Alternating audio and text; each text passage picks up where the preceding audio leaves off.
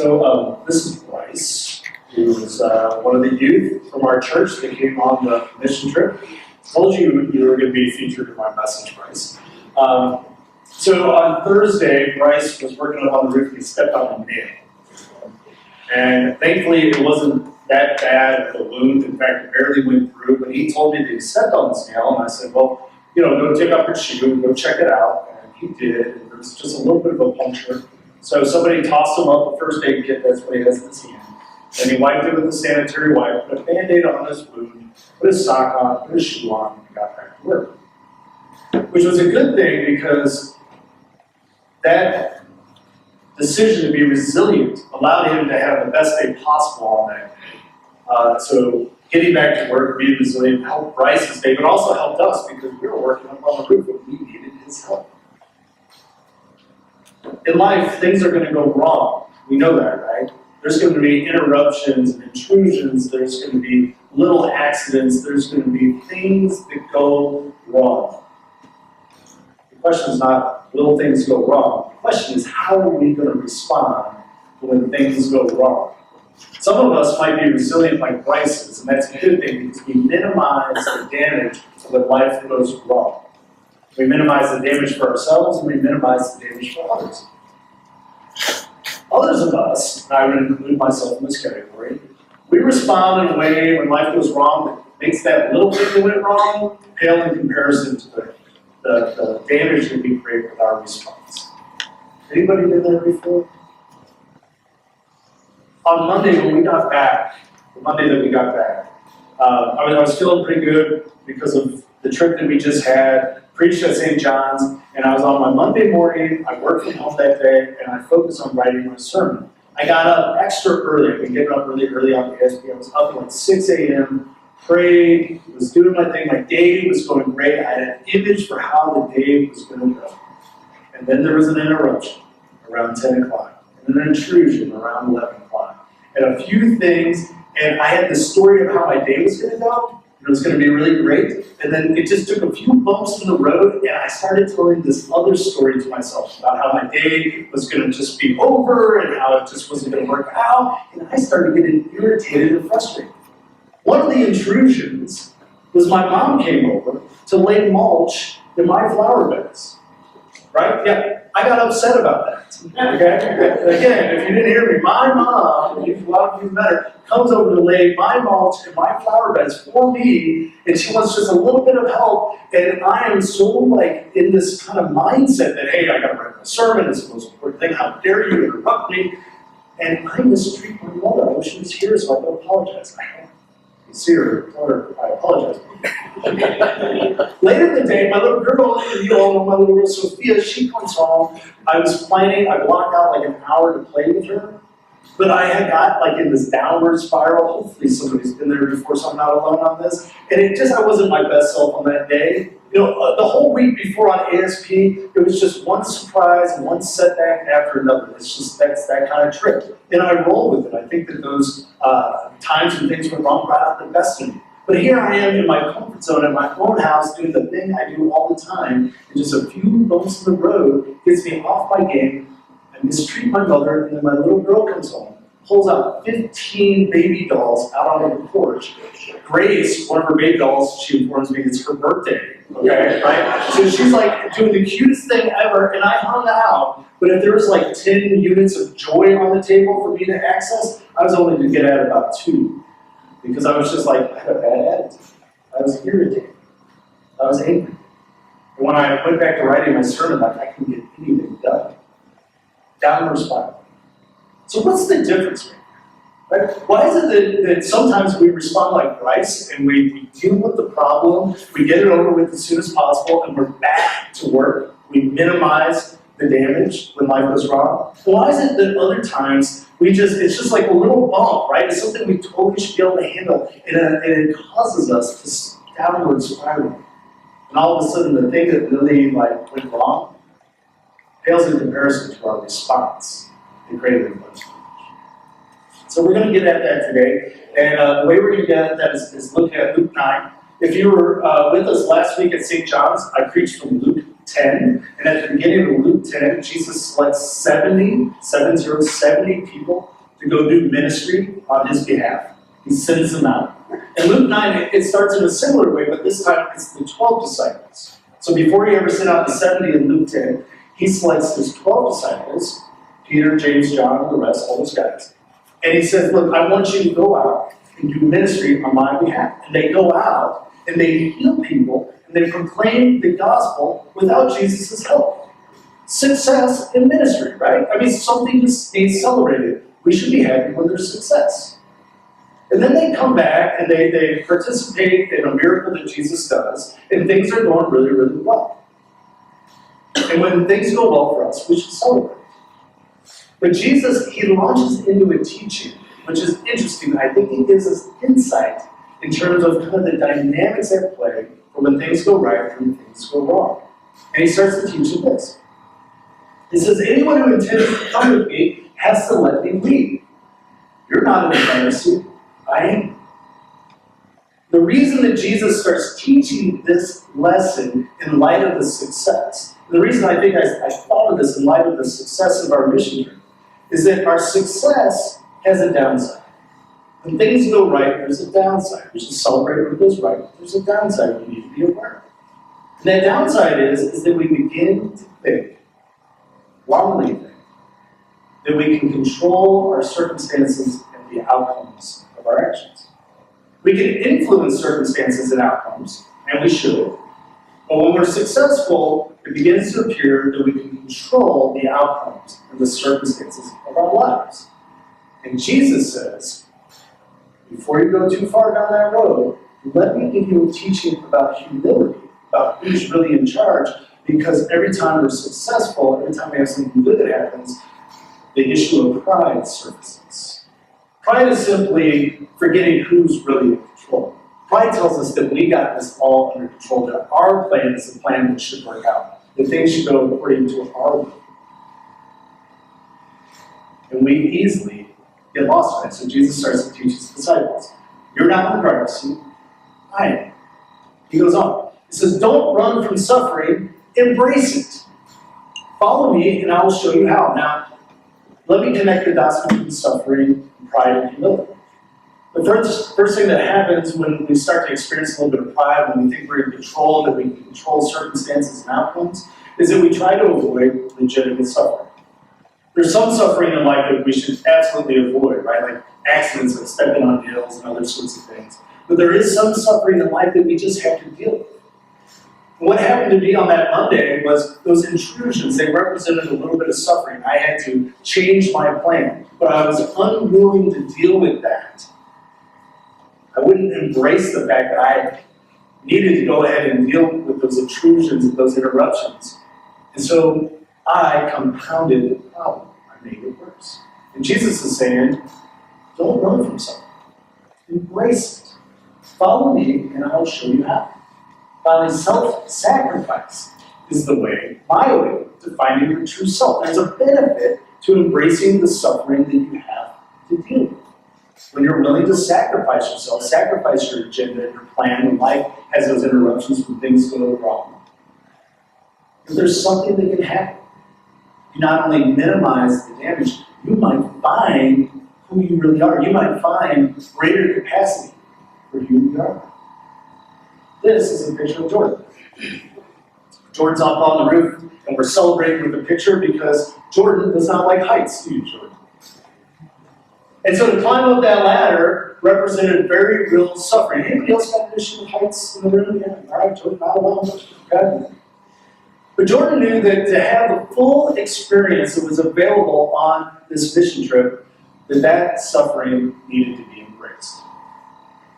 And so the ladder was climbed, and a picture was taken, and not just once, but several times throughout the week, Jordan overcame those fears, embraced the suffering, and discovered a little bit more of who God created Jordan to be. We give a round of applause.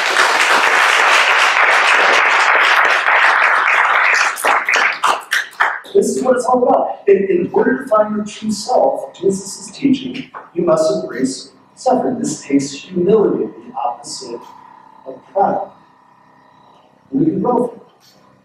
Now, there's a downside here too. If we are unwilling to embrace legitimate suffering in our lives, it can harm us. In fact, in Scott Peck, and somebody I've talked about before, he says in The Road Less Traveled, the attempt to avoid legitimate suffering lies at the root of all emotional illness.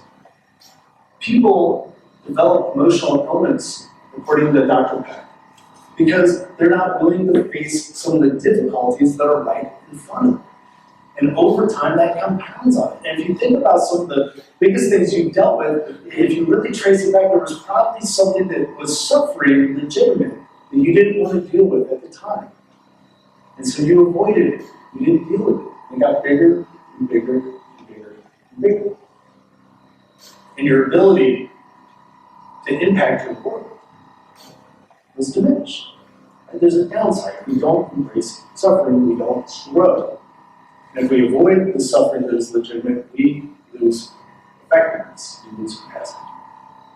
Now, I think it's really interesting that Luke, in his account of the life of Jesus, he starts off Luke 9 with the disciples going out on their own, and they're able to heal people. They're able to proclaim the gospel, and they're successful. And then halfway through the text, he comes to this story about a crowd coming around and this man coming up to Jesus, and he says, hey, Jesus, I need your help. My son, he's having seizures. It throws him on the ground. He's beating himself black and blue. I need your help. Now, what's remarkable about this story, and that is placed in this sequence of events, is not that somebody's coming up to Jesus asking for help. That happens all the time. It's that this man, this father, he says this. He says, I asked your disciples to deliver him, but they couldn't. These disciples who were able to heal people early in the story, who Jesus starts to teach about humility, knowing that anytime we're successful, then there's a tendency for us to develop a pride problem. Now, if you don't think you have a pride problem, let me help you. You do. And the first sign that you have a pride problem is thinking you don't have a pride problem. Pastor Scott, do you have a pride problem? Yes, I do. And if we aren't willing to face that, then this thing begins to happen and we lose our effectiveness. We lose our ability to make a difference. And the disciples, they're unable to do it. Jesus says, bring the kid here. He heals him, and everybody is amazed yet again about the power of Jesus. And then he pulls his disciples aside to give this very simple but very difficult for us to embrace teaching. And he says that this, go to the next slide. And he says this, the Son of Man, which is Jesus' nickname for himself, the Son of Man is about to be betrayed. The Son of Man who has incredible power. The Son of Man is able to heal, who's able to make a difference, who's able to empower others to heal. He is going to have to be betrayed. He's going to have to suffer. In other words, don't think just because I am in the leadership, Jesus would say, just because I do things and I'm able to influence outcomes, that I somehow am in control. I also will have to suffer. It happens to everybody. They, the disciples, didn't get what he was saying. It's one of these moments in the scripture that it tells me this must be true. Right? Because the disciples are always misunderstanding. Jesus, let me make it clear. All of us have to suffer. The disciples, they didn't get what he was saying. Luke says that it was as if Jesus was speaking a foreign language. Like, what'd you say? But they were too embarrassed to ask him what he meant. And just kind of back up for a moment. Think about when you were in school, and the teacher was like, this is going to be on the test. Let me run through the problem for you, spell it out as clear as day, okay? It's going to be on the test. Does everybody get it? We're all nodding our heads. And a few of us, we don't get it, but we're too embarrassed to raise our hand because we don't want to be the fools in the room, because we have pride issue. The people who are humble go, nope, I need to hear it again because I want to get the test right. The disciples, they're too embarrassed. They got this pride issue. And so they do what prideful people do. Instead of asking the question, they start arguing over which of them would be the most famous. Fun, all right? And you've seen this. Instead of being humble, they assert how great they are, and they start arguing about who's going to be the most famous. Pride is really insecurity disguised as confidence. Prideful people, all of us, struggle with this. We project that we're confident. We don't want to ask questions that make us look silly. We don't want to have to deal with things that would cause us to suffer. And it looks like confidence. We can fool ourselves, but it's really a matter of insecurity. Jesus, he brings a child as an object lesson. And he says, this is what I'm talking about. A child in that context was the most humble human being there could be. We exalt children as we should in our culture in a certain way. They are really important. But in the times of Jesus, children had no rights. They were seen as not of much value. Jesus pulls a child and he says, this is what I'm talking about, humility. And then he makes the statement, you become great by accepting, not asserting. Your spirit, not your size, makes the difference. But you all know I'm a planner. Right? We need a plan, we need to have strategy, we need to do the best we can, but sometimes life goes wrong, it doesn't go according to our plan. And in those moments, instead of trying to just force our way through, we need to learn to accept that we're not in the driver's seat, that God is in control of this moment. It's by accepting not asserting. It's the spirit, not our status, our size, that makes a difference. It's your attitude. It's the way you deal with it. That's what Jesus is trying to teach. Now, I'd like to stop there, because that's kind of hopeful and positive. But we need to follow the story of the disciples just a little bit farther so we're all very clear about how unchecked pride, how that insecurity masking as confidence can really get us in trouble and do damage. Very next story. Master, we saw a man using your name to expel demons, and we stopped him because, let's say it together, he wasn't in our group. Wasn't in our group. Because when we get prideful, when we get insecure, we struggle with the success of other people. Do you got a pride problem? A one way to know is if you can't celebrate when other people succeed. Jesus says, of course not. Don't stop him. If he's not against us, he's with us. And then Luke tells us, the time has come close for Jesus' ascension, for him to go up into heaven. So he gathers up his courage for his journey to Jerusalem. Why does he need courage for this journey to Jerusalem? Well, he's going to Jerusalem, where he's going to be arrested. He's going to Jerusalem, where he's going to be beaten. He's going to Jerusalem, where he's going to be crucified on a cross. Jesus knows that when he goes to Jerusalem, a place that he'd rather not go, but he's not in the driver's seat. God is in the driver's seat. And so he needs to get his courage together. Because he's going to go do something he'd rather not do. And he's going to go to a place he'd rather not go. He's going to embrace the suffering that he has to face. And so he gets his courage together. And then Luke says he sends the disciples out ahead of him. And they're going through Samaria. So they're up in the north in Galilee. And they've got to travel through Samaria. At least they're going to choose to. So they can get down to Jerusalem. And he has them stop in Samaria to ask the Samaritans, who he's done some ministry with by this point, for some hospitality. But the Samaritans, they find out that he's not going to stay with them, but rather he's going to go down to Jerusalem, and this upsets the Samaritans for reasons we really can't get into today. And they deny hospitality to Jesus. They say to the disciples, sorry, no, we're not willing to put you and your master Jesus up for the night. And so the disciples, they come back, and this is how bad pride can get. When we're really insecure, when we think that it's under our control, when we think that life goes wrong, that it's some sort of thing that we should have had control over in the first place. They say this, Master, do you want us to call a bolt of lightning down out of the sky and incinerate them? Master who teaches love your enemies. Master who has been gracious and generous, who teaches about forgiveness, who is willing to suffer. That master. Master, do you want us to call a bolt of lightning down out of the sky and incinerate these fools? How dare they? How dare they deny us? Have you ever gotten on the how dare they train? Has that ever led you in your mind, right? How dare they talk to me like that? How dare they, how dare the checkout line be this long? Don't they know I got a dinner to make? Whatever, right? Like we get on this sort of thing. And we're willing to incinerate people, to light them up. Married couples, people in relationships.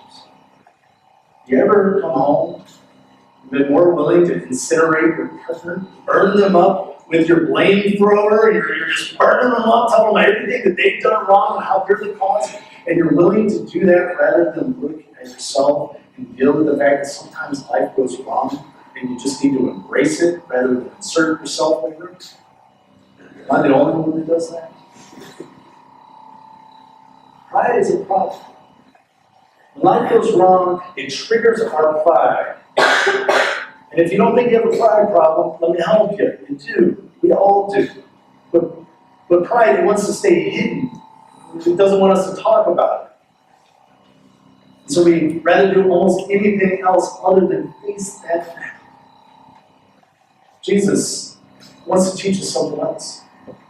He says this early on, you're not in the driver's seat. In fact, I am in the driver's seat in that picture. But even though I was steering the van, I realized every time I got on those windy West Virginia roads, I was not really in the driver's seat. That there were things that could happen to us that were beyond my control. All I could do was do my best to drive our van full of people I love as safe as possible.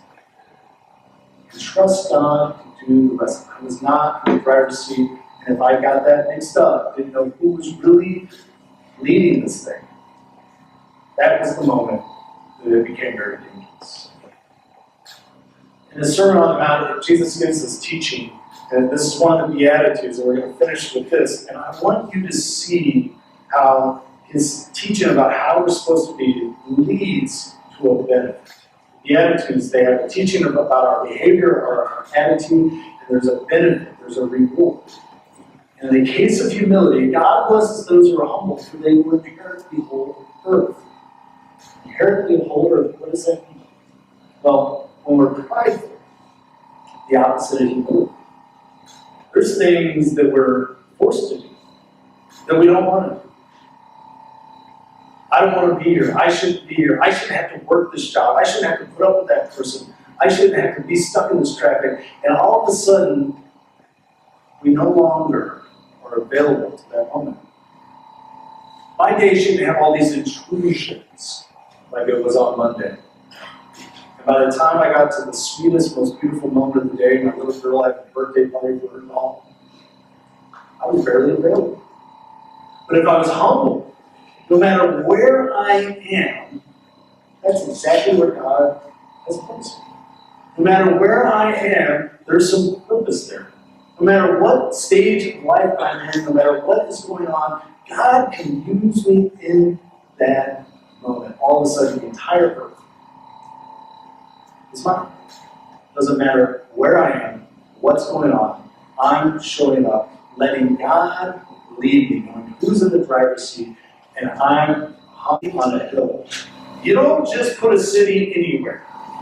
That's the idea. Cities are planned. Cities are purposeful, especially a city on a hill. They put cities on a hill for a reason, because that was the best place for them to be.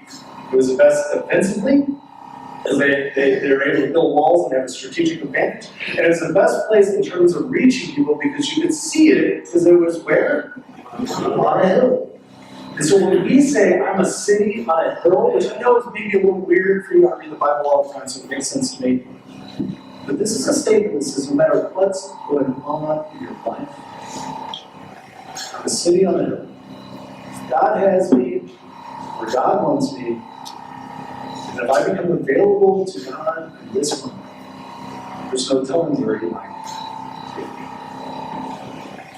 Let us pray.